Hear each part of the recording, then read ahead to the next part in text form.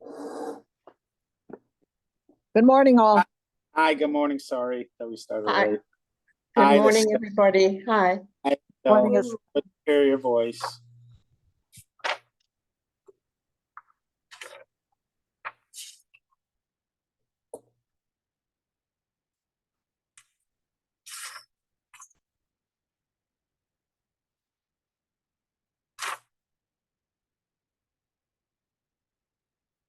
Okay, we are at the beginning of Korach. We read the first chunk of it. One of our questions is, what is the root issue of what appears to be a rebellion? At first, it's not clear.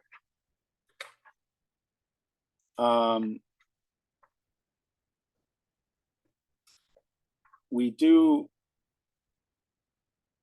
hear from them, from we'll call them the rebels. We hear from them in verse 3. The words are Rav lochem. There is a lot to you, towards you, for you. In other words, you have a lot.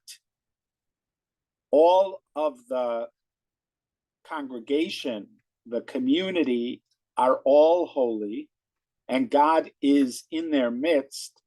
Why do you elevate yourselves over the community of God?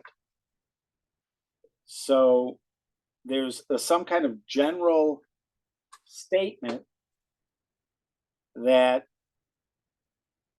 they're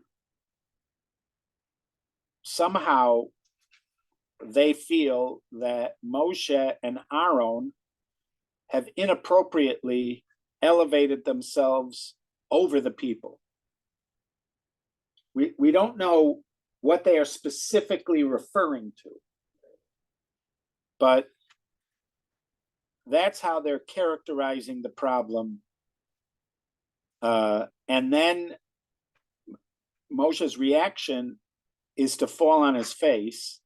That's falling on your face can either be that if you watch the gesture, you can sort of figure out which one it is. Sometimes it could be a sign of showing honor to somebody else, like a servant before a master.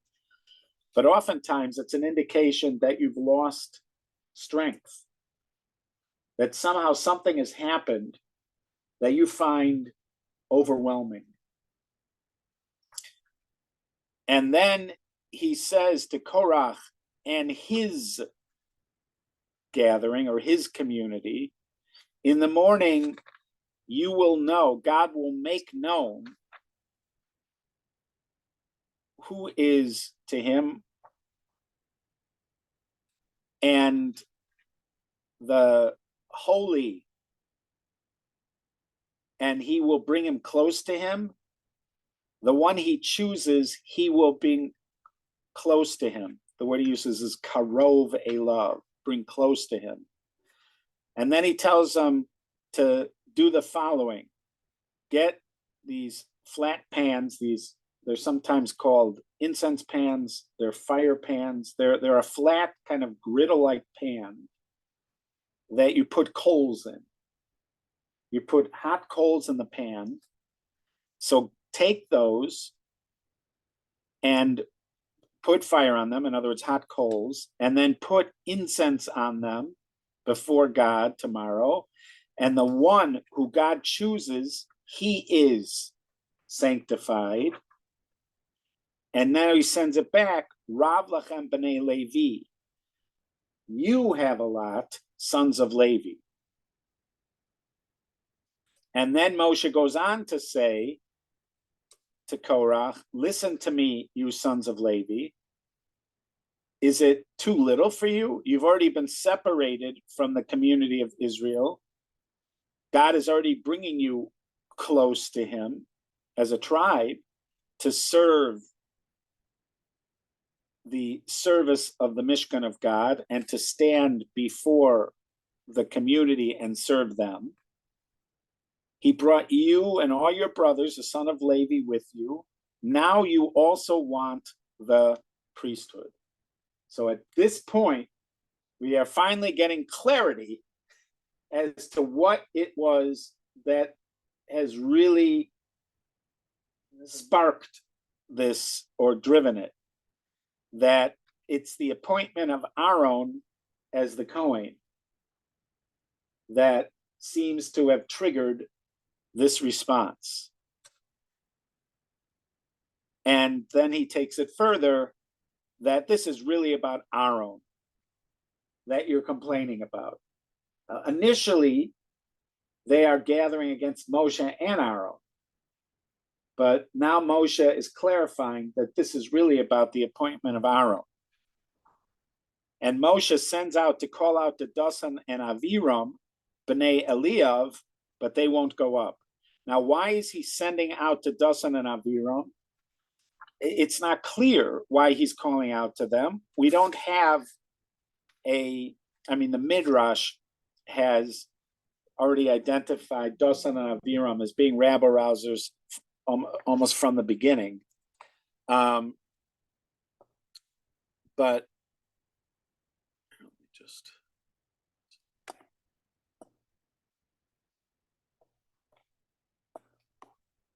in the text, we don't get a lot of background for Dasan and Aviram.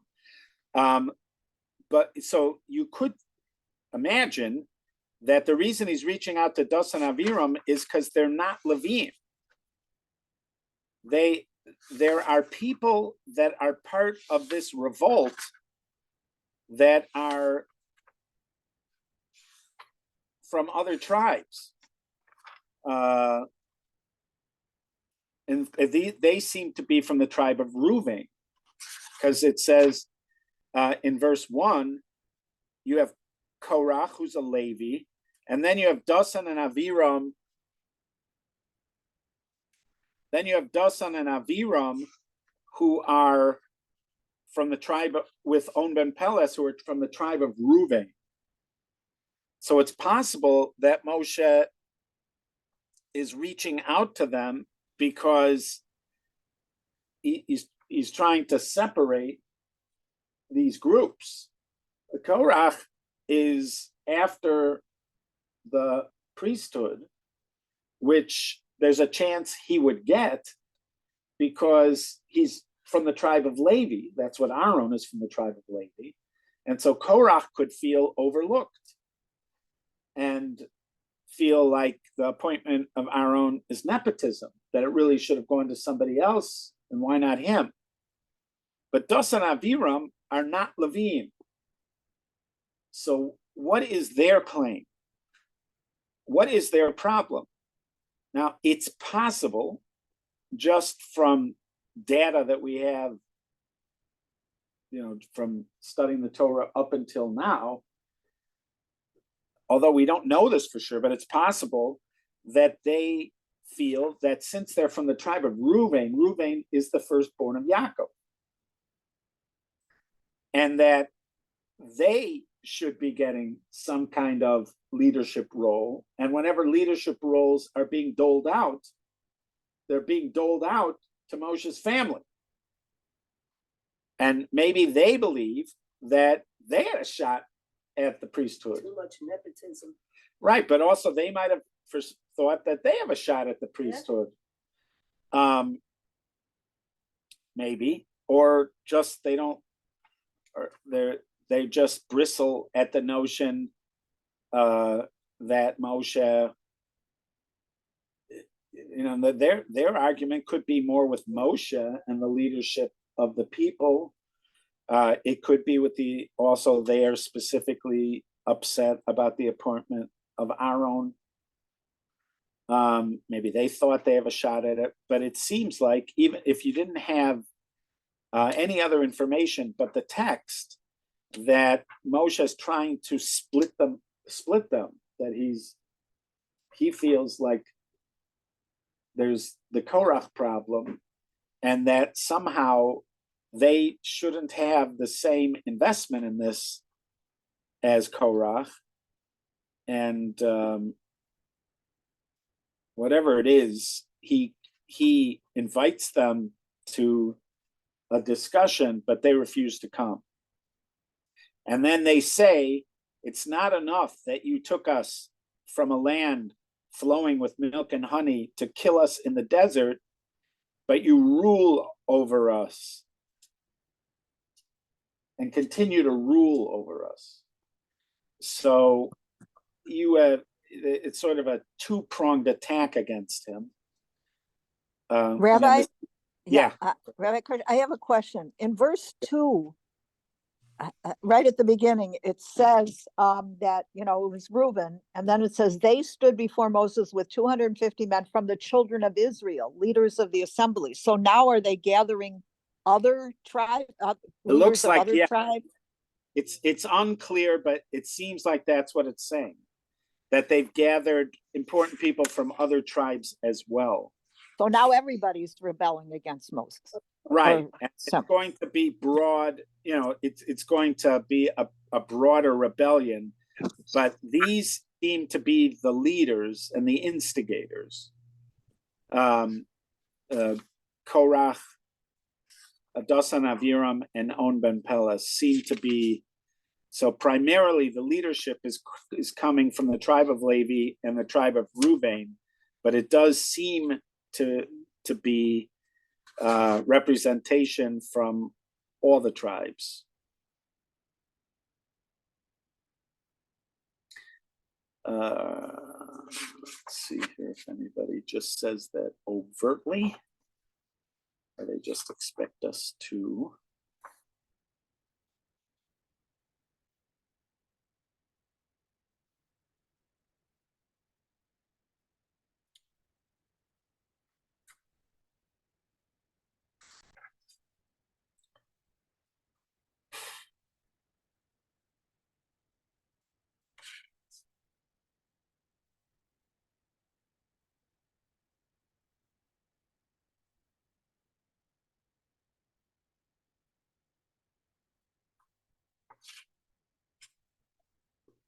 Yeah, right off the bat, I don't see anybody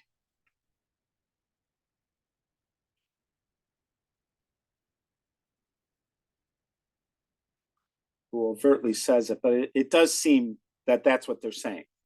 The leader, the actual figure heads, the ones that are the leaders are those four, but it seems like they've done their work and they're gathering elders from every tribe. Eventually, this is going to be a rebellion, a broad rebellion against Moshe, which is going to have like a core, but then a kind of reverberation, as we're going to see in the response, that even though there are only certain people that are swallowed up, eventually there's going to be murmuring, continued murmuring afterwards. So this is a rebellion that has sort of expanded. But again, Moshe makes the choice of separating Korach from Dasan and Aviram. Even as a political gesture, this seems to be, it seems like the way you would try to do it even politically is to try to divide the opposition.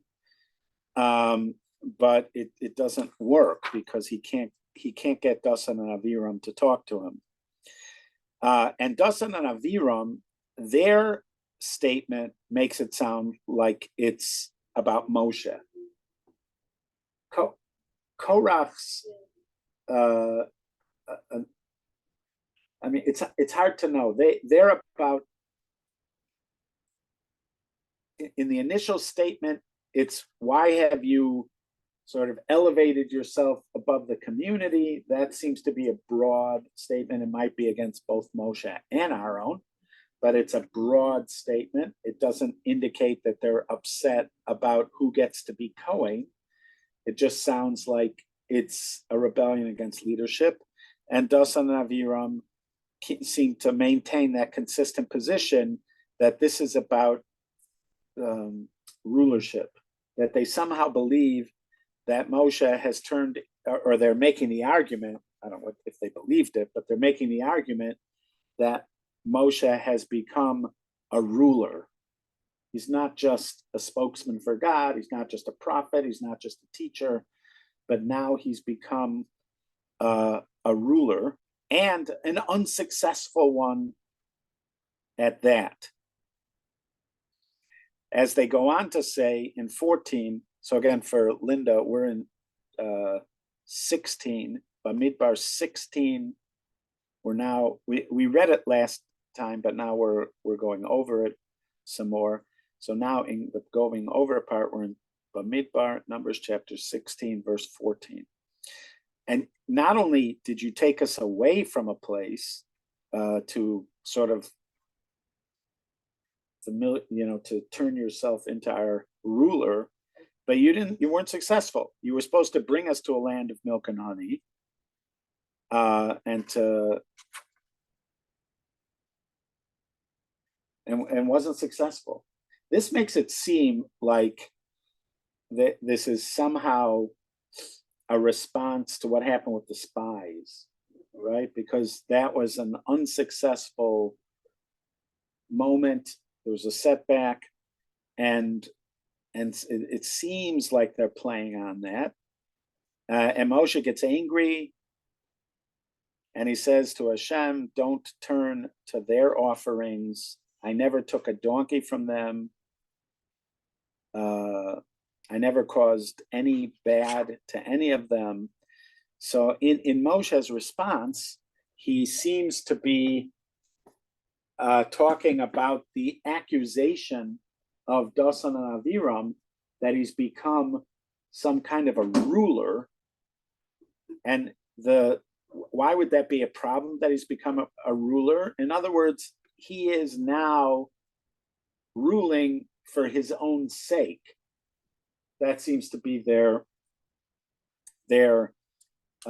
argument, that he's now a ruler who's interested in his power, in his position, and he's making decisions that are about his leadership and his ruling. They are not necessarily about the best interest of the Jewish people. And so he's therefore saying, I never made one decision that was for my own sake. I never harmed anybody for my own sake. I never benefited from anybody for my own sake. That seems to be his argument. And so that's how we have it set up. So the next day, they all gather with their fire pans and the coals in them and the incense, and they stand at the door to the tent of meeting together with Moshe and Aaron.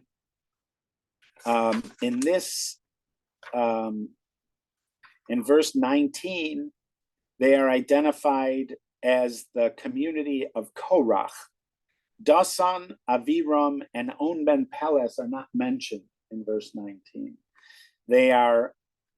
So Korach, even though there might be others involved, Korach seems to be the head of the rebellion.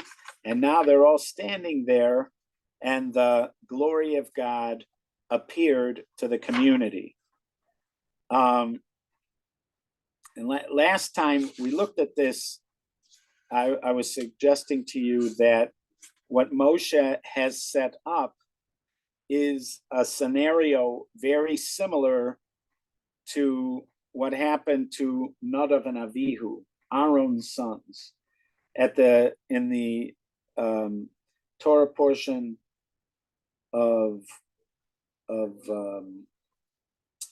Shmini, when they were dedicating the altar in the desert. On the 8th day of the dedication, God's presence comes down upon the altar. There's a sense of God's presence being there amongst the people. They've been inaugurating the altar, and at one point, the sons Nadav and Avihu are said to have brought a strange fire before God, and they died on the spot. There had been a warning beforehand. We saw this warning already in Shmos at the end of Exodus, that you cannot veer at all from the instructions. They brought a strange offering, and they were killed, divinely killed. If you piece together some data around there, it seems like they had good intention when they were bringing this strange offering, but it was still outside of the proper order or etiquette. So you get this sense, and we also, there's warnings even about the Kohen Gadol, that if he approaches at a time when he's not supposed to approach, like in the Holy of Holies, or he approaches without the incense, in other words, there are, even going forward, there is a potential for this kind of thing to happen, where a high priest could die, or a Kohen could die by approaching inappropriately, by veering from the proper etiquette when it comes to bringing offerings. So it seems like Moshe is setting up something like this. What he's essentially telling them is, there's one person who's supposed to be doing this. We'll be able to tell who's the one person who's supposed to be doing this, because his will be successful and everybody else is going to die. Everybody else is going to die? It seems like it, because if you're not supposed to be bringing these offering, you're going to die.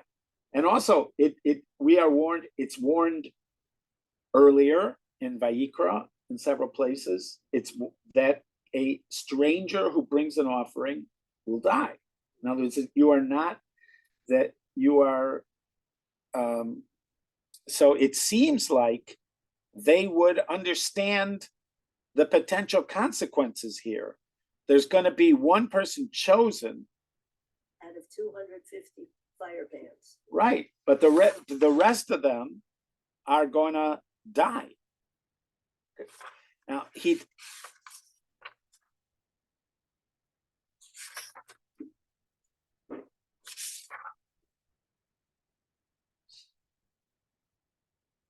says, he says to Moses and Aaron, separate yourselves, because I shall destroy them in an instant. right, now but I'm suggesting to you, even if he doesn't overtly tell them that what's going to happen is one is going to be chosen and the rest of you are going to die, they would know this from context, because they've already had an experience like this. So they would understand the potential consequences of this test.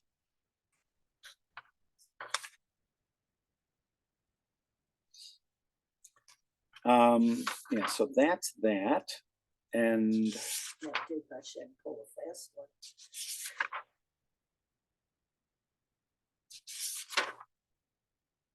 All right, so there are those who, especially in contemporary times, who like to focus on the original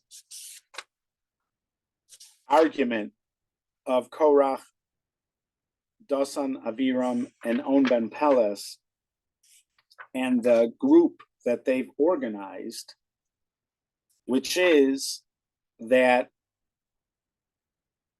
the whole people are holy and God is amongst them.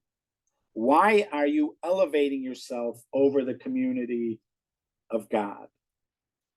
So there are those who see this as an argument for the fact that everybody is holy. We are all equally holy. There is nobody holier than anybody else. So why do we need a position like yours? There's different ways of reading it. One way of reading it is, why you and not somebody else? Because anybody could be the leader. We're all holy. Another way of reading it, and there are many sort of contemporary rabbis in their sermons and in their writing who suggest that what he's asking is, why do we need leaders at all? There is some question as to what position Moshe holds. We know he's the prophet. We know he's the teacher. But is he a king? Well, if you look in That's just my opinion. right, he certainly isn't called a king, Well, but if you look in a lot of later scholarship, traditional scholarship, you'll see that they argue that he is fulfilling the position of the king. There are several executive bodies when it comes to the Jewish people. They are discussed in the book of Devarim, in the Torah portion of Re'eh and Shoftim. I've heard scholars call it the Constitution of the people of Israel.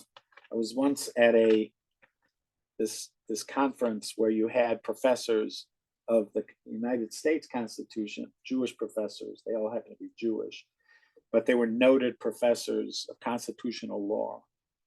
And it kept on being spoken of. This section kept on being spoken of, that section of the Torah, as the Constitution of Israel, where there is some kind of definition, clearly not a lot of definition, but there's some kind of discussion of what would be considered the executive bodies of the Jewish people.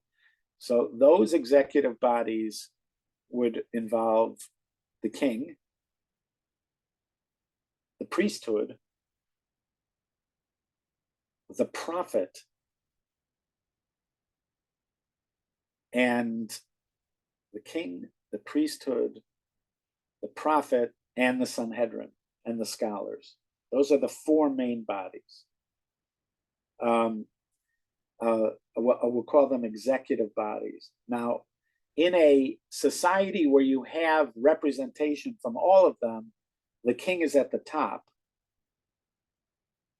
But obviously, technically, he would be subject to the rules of the other body. In other words, when the king, for instance, let's say the king would enter the Beit HaMikdash. So the rule is that if he's a king from the house of David, well, unless you know who this person is. I don't know. Okay, Explain. of course.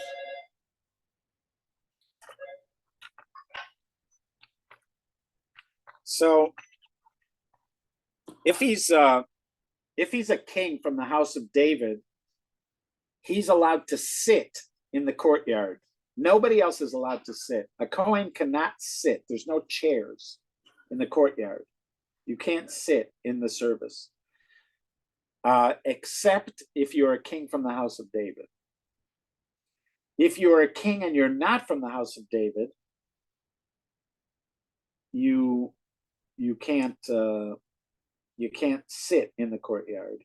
But a king from the house of David can sit. But a king can't bring an offering. Only a Kohen can bring an offering. So there are restrictions to the power of the king when he's in the sanctuary. Also, technically, the Sanhedrin could find the king guilty of some infraction. So within the Sanhedrin, Herod is not a perfect example of a Jewish king, but Herod, at one point, when he was provincial governor, he claimed he had put down a rebellion, and he killed lots of Jews in the Galilee. He was a provincial governor in the Galilee. So the Sanhedrin called him to trial. So the Gemara says that when he got there, the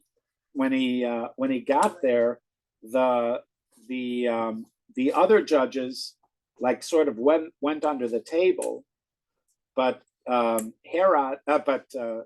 Shammai stood up and he said, Herod, stand, you're in judgment against the Jewish people. You're in judgment for crimes against the Jewish people.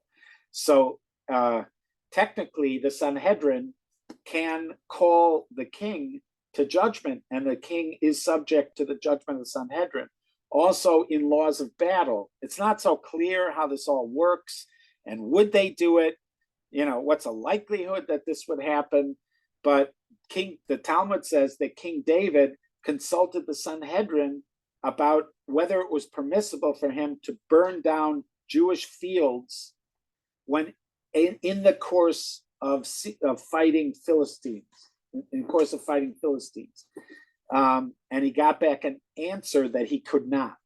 He could not burn down Jewish fields. I don't know if it was based on context, if it would apply in any case or just that case. But anyways, it seemed like from the Talmud that the king's jurisdiction can be limited by the Kohen. We also see that the prophet can chastise the king and correct the king's, rebuke the king, threaten the king, in the name of God. But you see, so they do have separate kind of houses of power, but obviously the king's is, if there's a king, he has the greatest power.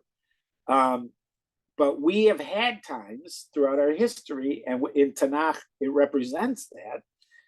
We've had times where you have the king as the judge as the leader, like in the book of Judges. You have what we call the judge as the leader.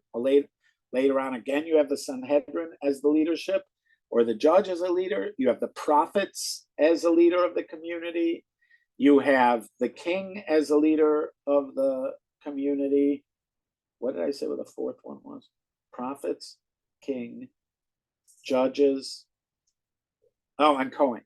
Yeah. And you had a period of time where it seems like the Kohanim were the leadership of the people, especially later on during the time of the Maccabees. But even earlier, there seems to be, in the book of Kings, you have a period of time where there isn't a clear king, and it seems like the high priest is the one who's leading the people. But certainly, again, you have it with the Maccabees that they become the leadership of the people. So you have these four categories. So Moshe at one time seems to embody all four. Moshe is the sort of Sanhedrin of the people till he appoints the Sanhedrin. Moshe is the prophet of the people. Moshe is acting as Kohen, at one point sort of acting as Kohen Gadol. He appears to act at the beginning. And he seems to be the high priest. The high priest. So the high priest is the one who runs the service in the Beit HaMikdash. He's not always there every day, but he runs it. When he's there, he gets deference from everybody. If you sort of zoom back and look at what the priests did, the Kohanim did in the Beit HaMikdash, they were the service. So again, you have to zoom back a little bit to see this, but God is the householder. So did you ever watch Downton Abbey or the show? Like, so in Downton Abbey, you have the family and they occupy the first floor and they have bedrooms, etc. They walk in through the front door. Then you have the service. They come in through the side door. They work downstairs. There are some rooms for them upstairs off on the side, but they are meant to not be seen and not be heard unless they're summoned or it's a responsibility that's already been clearly laid out. So that service community that comes in from the side door, that's the Kohanim. So they are headed by a butler and a housekeeper, and they have various. So the Kohen Gadol is the butler. Now it's a very honored position amongst the people because, in some sense, he represents all of us. All of us are in service to God as a nation. As God said in the Torah portion of Bahar, Ki li b'nei Yisrael avadim, the Jewish people are servants to me. So all of us are of the service community. So the head of the community gets deference from us. You don't mess with the butler. But ultimately, that's what he is. He's the butler. And this is the service community that's happening over there. So, but at one point or another, Moshe has held all the positions. So you'll notice in the commentaries that they will say that he also occupies the position of king, which means the leader, and the laws of kings apply to him. In other words, you have to show him the same deference you show a king, which means that technically, by rebelling like this, it's a rebellion against a king. Now, we've seen rebellions against kings. Most famously, the rebellion of Absalom, who is one of David's sons. There is a rebellion later on that is recorded in the book of Shmuel, the book of Samuel, which covers David's life. So there is a rebellion of one of his sons against him. His son has the goal of killing David and taking over the kingship, and he has a ton of support. He has the support of almost the entire country when he's ready to do this. Yeah. And so the thing is, once you set yourself up in rebellion against the king, you are already subject to the death penalty, which would mean that if Moshe is a king in this case, then you who are rebelling against him would be subject to the death penalty. And ironically, Dasan and Aviram are sort of emphasizing his role as king. They feel he's inappropriately king, but they are emphasizing, they're underlining his role as king. And if he in fact is king, then what they're doing is rebelling against the king, and rebelling against the king is a death penalty. So you got all that going on. There's lots of stuff circling around here. But again, there are those who want to suggest that the original populist revolt against Moshe and Aaron, or at least from the language, the first language we hear from it, is about the notion of leadership. If everybody's holy, why do we need leadership at all? Why do we need kings at all? Now, how would you run things? You would run things with a bureaucracy of the people. So there are those who hear, who sense a socialist agenda in this initial outcry, this kind of populist rebellion with socialist slogans. Except that in this particular socialist slogan, God is at the center and everybody is holy. Ubetocham Hashem. In the midst of them is God.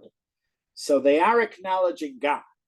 This is socialism with God. And then they question, is this a rejection of socialism? Or is it that this isn't sincere and that's why it's being rejected, that's just a cover for people that are trying to take power, a kind of populist revolt, but eventually with the intent of a few leaders to grasp power, which they will wield however they decide to wield it. But you will see people that sort of stand on this. There is a midrash on this, which is quoted by, I think it's quoted by Rashi.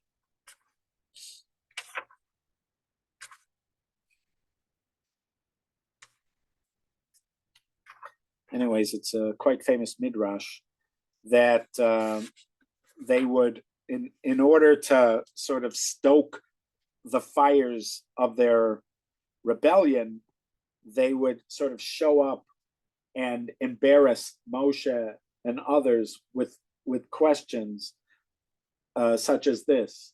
If you have a talus or tzitzis, so each corner has one blue thread. So you have tzitzis on 4 corners. Each corner has one blue thread. So they asked, what if the entire tzitzis is made out of blue thread? So why would you need, if it's already entirely made out of blue thread, would you still need tzitzis? What is one blue thread? Whereas if it was white and had one blue thread, it's enough. Now you have the entire tzitzis at blue. It's ridiculous to think you need another blue thread. What if you had a room full of Torah, a room full of parchments of Torah? Would you need to put a mezuzah on the door? Just a tiny little, it's already a room full of parchments. All to sort of restate, but dramatically, and you could imagine a bunch of people around asking a question like this, and Moshe saying, yeah, you still need the blue thread, and then just laughing about it to, once again, underline this point. Everybody's holy. There's nobody, you're not holier than thou. Everybody in the community is holy. Where is God? God's not resting on your shoulders. God's not inside of you. God is amongst all of us. He's amongst all of us. So why would you think that you're somehow holier than us? Why would you think that you should be able to rule over us? We're all the same. We all have the same relationship with God. We're all equally holy. So anyways, there are those who suggest that that is the question, or at least the slogan of what is a populist revolt against Moshe and Aaron. The ironic thing is that at Sinai, this is both in the version told in Yitro in Exodus and in Vayetchanan in Deuteronomy. The story of God speaking the 10 statements is said over twice in the Torah. And in both places, after God speaks, or during when God is speaking the 10 statements, the people step back. And Moshe says to them, don't step back. This is just a test. This is just a test to see if you have awe of him. Don't step back. And the people refuse to move closer. In Deuteronomy, in Vayeschanan and Devarim, the people say it's a fire, and if we stay where we were, we're going to be consumed by the fire. We need to step back. So it seems like what they're insisting on, they say it. They say, you talk to him and you tell us what he said.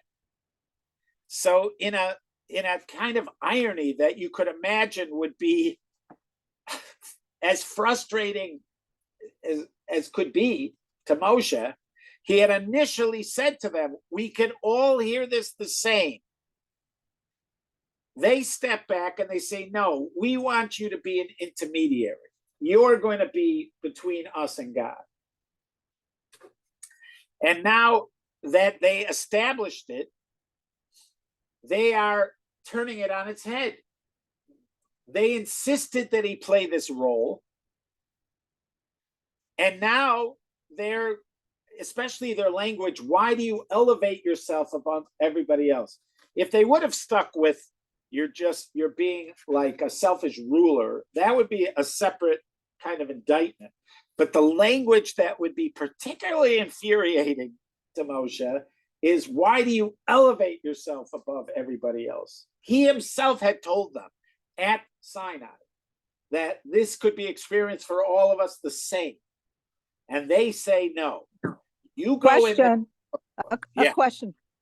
After the spies, which was after Sinai, these people are all condemned to die before they get into the land, unless they're 20 or below. So what are they? I mean, is that just forgotten? Well, maybe might be optimists and assume they're only going to die at the end. We don't know how early this. I know the commentaries speculate about exactly when this is happening, but if this is happening close to the spies episode, then there's probably 30 something years to go. So they may still. I think it's a great observation, but it's very possible that they still think they have years to go to redeem themselves. There's always true, or not, or to redeem themselves, or just whatever the last few decades of their lives, they'll run things. I don't know if they think they can turn things around. That's interesting to speculate about. Do they think they can turn around the results of the spies thing? That might be interesting to think about. In other words, do they blame Moshe and Aaron for not successfully changing the decree that they all die in the desert? I don't think they think they're going to live forever. I mean, no, but right. Right. So, yeah, but that's interesting. Actually, Moshe did, in a way, God was going to wipe them all out supposedly at that point, Right. and Moshe actually argued for them to continue. Right. He's going to do it again here. I mean, not for Korach. He's going to eventually do it for the rest of the community. He's going to stop the rest of the community, from getting completely wiped out. Yeah, but that is interesting. If we could see that in their words, Dosan and Aviram do bring up that you did not succeed in bringing us to the land of milk and honey, which honestly rings true, because Moshe never does bring the people into the land of milk and honey, which is, in the mouth of wicked people, but it does seem to be, it holds up. It's not, you just didn't. He never really does technically bring the people into the land of Israel. Yeah, I wonder if that would be interesting to think about that. Is there some way to see that as part of the complaint? And would they believe that they could have done better? Maybe that is, you could see that in part of their words, because you didn't bring us in because we're all going to die. Maybe at that point they were almost ready to go in. Of course, it was their fault, but still. Right, but they saw a sample of people who went in and got killed immediately. Yeah, but there were the Mapilim that they tried to go in and they got killed immediately. But Maybe that's it. They're blaming him. Maybe that could be in the language of 13. That to kill us in the desert. In other words, you're part of the reason why we're going to die in the desert.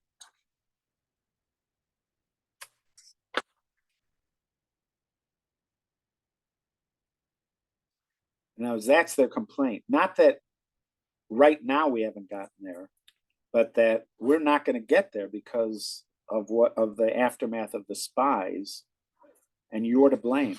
You're to blame for the fact. So what could Moshe have done? Either organized it in such a way that the spies thing didn't happen, or do a better job in the aftermath, I guess. Yeah, I like that. He did send them in. Yeah. He did, and as a leader, he does take responsibility. In the book of Devarim, he does take a responsibility for that. Sorry about that. My finger is exploding. I have an infection in my finger. It is getting, I'm supposed to go to the What finger? there. That one. It's exploding right now. Maybe it'll Why? explode and I don't have to get it punctured. I'm supposed to go at 12 to get it lanced. What's wrong with the finger? It's got an infection from a hangnail. A tiny, tiny thing. But if for the last few days, my life has been, it feels disrupted Of course. by a hangnail that turned into an infection. And it's on a finger, and suddenly I have to do everything differently. The tiniest of things. Am I appreciative every day of the fact that I don't have it? No. Okay. All right. So we will begin next Thursday, Be'ezrat Hashem Yitbarach Shemo, with God's help. No, we won't. You won't be here. I will. I'm coming back Wednesday. I'm Oh. coming back Wednesday. The other day you said you evening. weren't. The other day you said you weren't going to be here. No, I'm not going to be here Sunday, Monday, Tuesday, Wednesday. Okay. But next Back on Thursday, back on Thursday. Where you going? I'm going with God's help, because who knows when you're flying. But I'm supposed to go to Fort Lauderdale on Sunday for the Gaifman wedding. You know the Gaifmans, Liz and David Gaifman. If I pointed them out to you, I think you would know. There's 4 weddings that weekend. Yeah, and then I'm going to on Tuesday I night, know.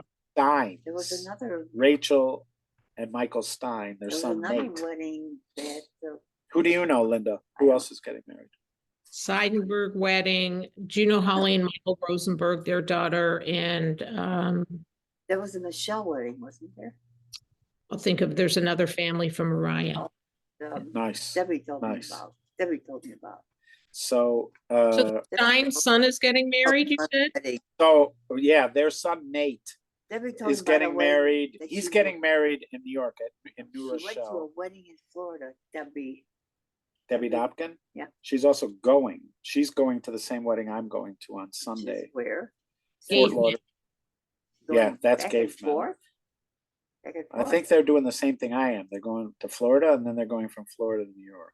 So when's the Stein wedding? Stein is Tuesday night. You're gonna be here Friday night, Shabbos? Tuesday night in New Rochelle. You're gonna be Friday night? But my plan is to be back Wednesday evening. All right, thank you guys. Sure. Right. Try to be there next week. Okay. Bye. All right, Nice be to well. see Say everybody. hello to Dick Van Dyke and Mary in New Rochelle. I will. Okay. Da, da, da, da, da, da, da, da, da, da, da, da, da, You da, wanted da, to put da, a da. Band-Aid for that thing? No. Well, I'm going No. in about a half an hour. I'm leaving for there. I think I'm gonna just let it Is it oozing? be. It No. is oozing, but I'm